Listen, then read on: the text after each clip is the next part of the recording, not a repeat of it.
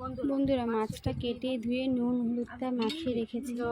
পাশে কড়াইয়ের মধ্যে আমি তেলটাও গরম করার জন্য রেখে দিয়েছি, সাইডে বেগুনটাও কেটে রেখে দিয়েছি। তারপরে লঙ্কা জিরা পেস্ট করে নিয়েছি জল হালকা দিয়ে। তারপরে কড়াইটা যে তেলটা রেখে দিয়েছিলাম গরম হয়ে গেছে, মাছগুলোকে ওর মধ্যে ছেড়ে দিয়েছি ভাজার জন্য। মাছগুলো ওই পিঠ হয়ে গেছে, তারপর ওই পিঠ পাল্টে ভালো করে ভেজে নিলাম। ভাজা হয়ে গেছে, মাছগুলোকে তুলে দিয়েছি।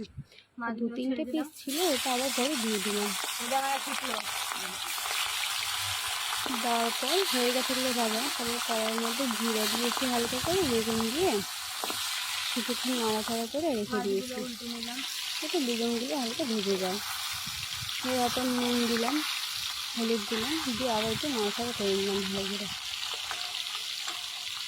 নাড়াচাড়া করার পর যেই হয়ে গেছে ভাজা, তারপর পেস্টটা রেখেছিলাম ওটা দিয়ে দিয়েছি। দেওয়ার পর নাড়াচাড়া করে রেখে দিলাম।